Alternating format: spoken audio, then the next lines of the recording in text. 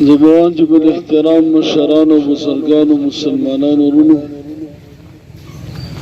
دانن چې کم موتا کم ذکر جمع د دې تعلق د محمد مصطفی صلی الله علیه وسلم سره نه دا موږ د چا د خودنې لپاره کو نه څه زموږ دنیوي اعراض شته نه څه مقاصد شته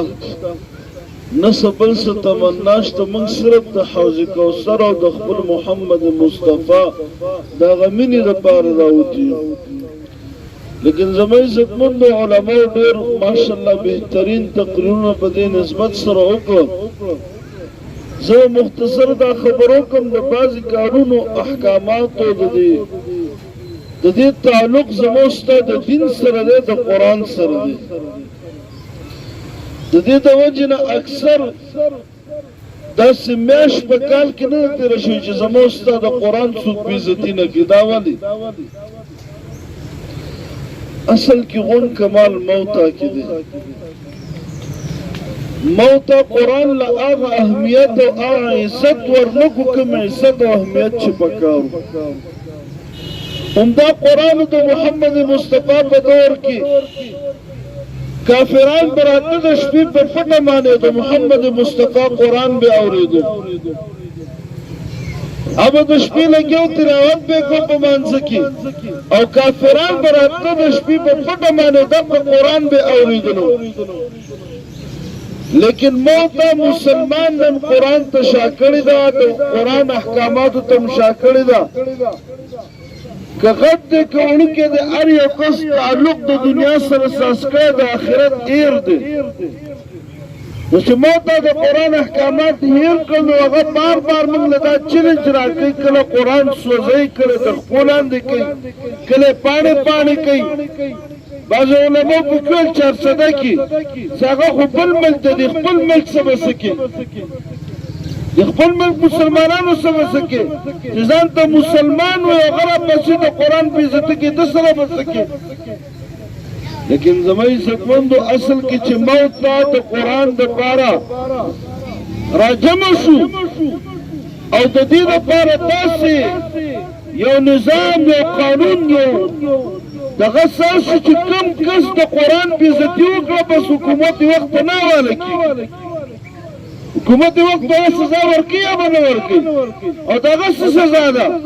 دومره خلک په جنونو کې پراته دي د قرآن بېعزتي کړې د محمد مصطفی بېعزتي کړې چا له پانسي ورکړه هېچا له پانسي نه ورکوي د دې قانون دا ده چې کله داسې ګستاخانه الفاظ استعمال شي په قضیه کې دغه ختم کړی شي چې د عوامو د خلکو دپاره عبرت سازي چې سبا دپاره بیا څوک داسې همت او جرأت نه کوي هلکه زما پلار د څوک کنځلې وکړي پرېږدي ستا پلار مل دغه څوک په غصه کې بدل اخلي نو چې خبره د قرآن راشي چې نبي علیه السلام راشي عدالت ته ورکړه عدالت په څه کې پیله علاج وکړه زه ته ورسېږم عدالت سره ګورو او دومره خلک په جیلونو کې پراته دي چا ته سزا ملاو شوه ته یو سل کسان په قسم سر ته یم ته یو سل کسان په یو سلو چوکونو کې پانسي کړه د قرآن بې حرمتۍ والا صرف سل کسان که په تمام دنیا کې چا د قرآن بېعزتي وکړه دا ګیره برته کټ کړه خبره ختمه شوله سزا نشته تپوس نشته هغلته نه خلک تیارېږي د مسلمان په جامه کې هغوی زما ستا بې حرمتي کوي د قرآن بې حرمتي کوي د نبي اسلام په شان کې بې حرمتي کوي طریقه ده کله چې په هر یو چوک کې د یو د قرآن ګستاخ چې کوم دی هغه سره عام پانسي کړی شي چې عوام ته عبرت واخلي تو دومره کسان پانسي که څوک دي د قرآن بې حرمتي وکړي څوک هم نه کوي علاج دا دی طریقه دا ده دا طریقه نه ده چې بس هغه بې حرمتي کړي جیل ته دننه شي خبره ختمه شي یو کال موږ مجاهدې وکړو چوکونو ته راوځو خبره ختمه شي نه دا چې یو کس پانسي کړی شي د یو کس د لاسونو ګوتې کټ کړی شي چې په کومه ګوته باندې قرآن ته لاس ووړه دا ګوته دې کټ کړه په کومو سترګو باندې قرآن دې کتلي دا سترګې وکاږه په کوم سر باندې د قرآن مخالفت سوچ کړی دا سر دې کټ کړه دا خپې دقت کا سبا د څوک د قرآن په شانګي ګستاخي وکړي څوک به نه کوي اون به برابر شي یو کس به دغه نه کوي په یو چوک کې باندې څه کوي څوک وکړي څوک به نه کوي